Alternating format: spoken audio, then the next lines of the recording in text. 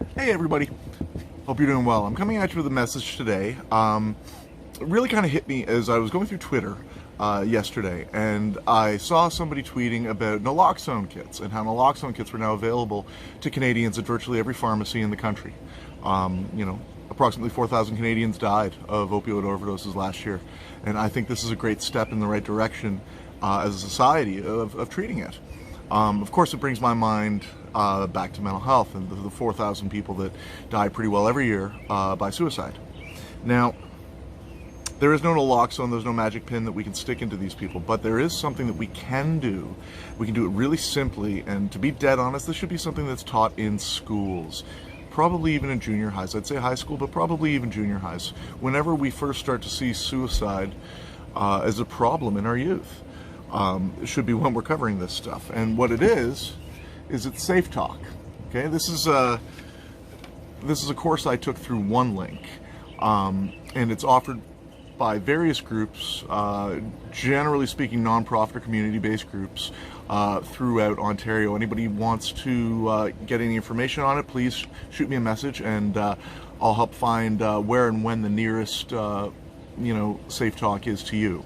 But barring that, I'm going to go over with you what I learned in SafeTALK because, again, this isn't naloxone. This isn't an easy fix. This isn't just jabbing somebody once. But the things that you learn in SafeTALK are designed to be far better than naloxone. It's like being able to take naloxone before you even took the drug. Before you had that medical event, that life-threatening medical event. And that's what SafeTALK does. So, I'm going to go over with you what I learned during my SafeTALK course that I took a couple months ago, again, given by OneLink here in Mississauga. I am not a SafeTALK clinician, but what I am going to do is I'm going to relay to you the information that was relayed to me. And as you'll see, I think it's very simple and very easily relatable. So, let's talk about it. So, SafeTALK is essentially divided up into two halves. There's the safe part and the talk part. They're both acronyms. SAFE stands for Suicide Alertness for Everyone, and TALK stands for Tell, Ask, Listen, and Keep Safe.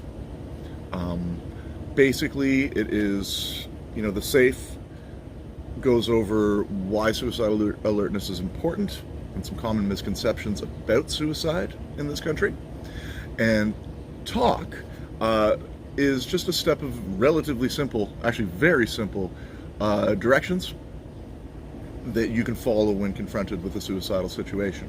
So, SAFE, Suicide Alertness for Everyone.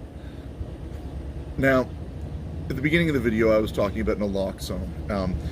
If somebody decides not to go and get a naloxone kit, like myself, I have not gone to a pharmacy and picked up a naloxone kit. I may not be able to save somebody in a difficult situation, but I can rest assured, unless I do something spectacularly stupid, I'm not going to make a situation worse. I'm not going to be able to make somebody overdose more without really, really trying. And unfortunately, suicide alertness for everyone is necessary because unlike naloxone and unlike overdoses, your behavior or your lack of behavior can actually have a profound effect on somebody with a mental illness. And we need to be aware of that, and we need to be responsible if we believe that. Now, if you don't believe that, I invite you to watch any of my videos or send me a direct message. We can talk about it. I'd like to make you smarter. Unfortunately, 40 to 50% of Canadians don't. And even if you don't, please still keep watching, all right? Because whether you believe it or not, these situations are happening. It would be great to have more people able to help. SAFE, the first part of the course goes over at length a whole bunch of misconceptions. First off, most people thinking of suicide don't actually want to die. That's what the research shows us. That's what interview shows us. Interviews with survivors show us. So why are these people becoming suicidal? Why did I become suicidal? And I'll tell you a secret. There's going to be a lot of people that understand this completely, and there's going to be a lot of people maybe watching this that don't. But here's why people become suicidal, generally speaking. In the vast majority of cases, People battling mental illness become suicidal when they find themselves in such unbearable pain that they can't take it anymore, and the disease itself causes them to not see a way out. That's why people are committing suicide, and that's why I'm trying to help. That's why, hopefully you guys are going to watch the rest of this video. So there's the safe part in a nutshell, really. Keep in mind this is a 2-hour course that I'm trying to condense pretty massively, but this is an important course. It can save lives, and not knowing this information can actually hurt them. So there's your first part of SafeTALK. Your second part of SafeTALK is, what do we do about it now that we've decided to do something? So TELL. TELL is the first letter of the TALK acronym, and it actually stands for a number of different things. For people suffering from mental illness, TELL means tell somebody that you're having these suicidal thoughts. Tell anybody. Tell it as loud as you can. Okay? It's a medical emergency that you're having. You need help. Reach out as often and as clearly as you can. The TELL also stands for a little something for people that aren't suffering. The TELL is, how do you tell someone is? And there's a number of different ways. There's no magic formula, but I'm going to read off just a couple of symptoms here, a couple of behaviors, and these are things to keep a lookout for. You gotta see their actions. Are they moody? Are they withdrawing? Are they abusing substances? You've got to hear the way that they're talking. You'll find their language gets completely colored with, sometimes it's self-deprecating humor, but it's all just a guise. You'll see in their language, if you're listening close enough, the constant themes of being alone, of being a burden, of having no purpose in their life, of wanting to escape. You can also sense stuff, they'll tell you about this, and you'll be able to sense stuff about them and just how they're feeling. You'll be able to see that they seem desperate, they seem hopeless, they seem numb, they seem to feel ashamed for no particular reason that you can understand. And last but not least, if you're trying to tell whether or not somebody's having a battle like this, take a look at their history. If they have trauma, if they've had a really hard time, these are all indicators. So that's what the T does, is it gives you the indicators. And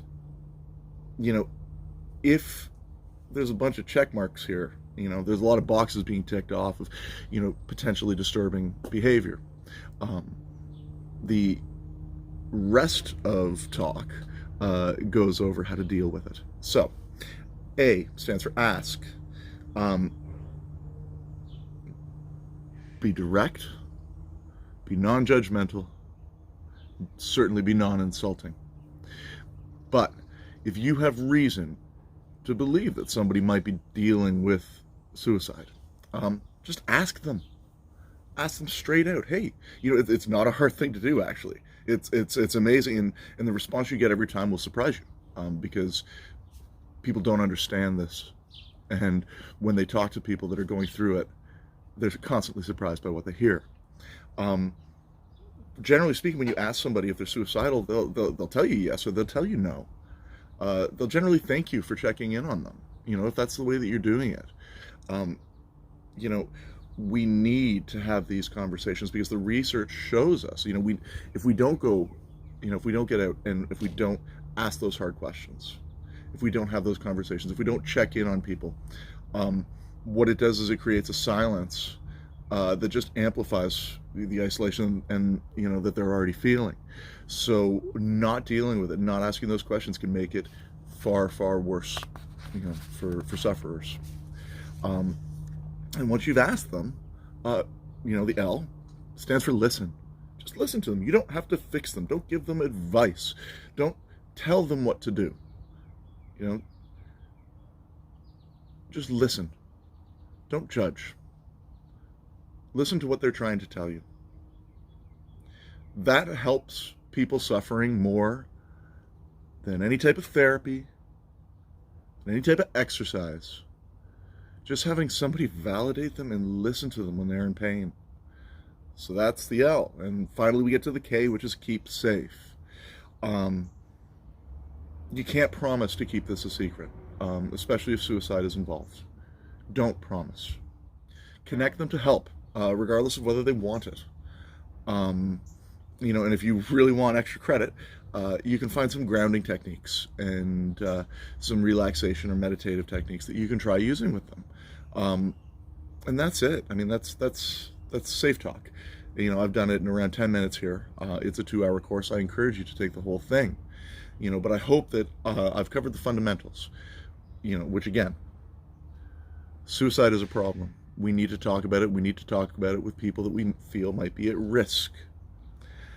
And once we talk about it, we need to be prepared to listen, and we need to be prepared to take action. If everybody knew this, if everybody learned this, it would save hundreds, if not thousands, of lives in Canada every year. I hope you found this informative. Any questions that you have, please shoot me a question in the comments or send me a direct message. I'll be back at you real soon.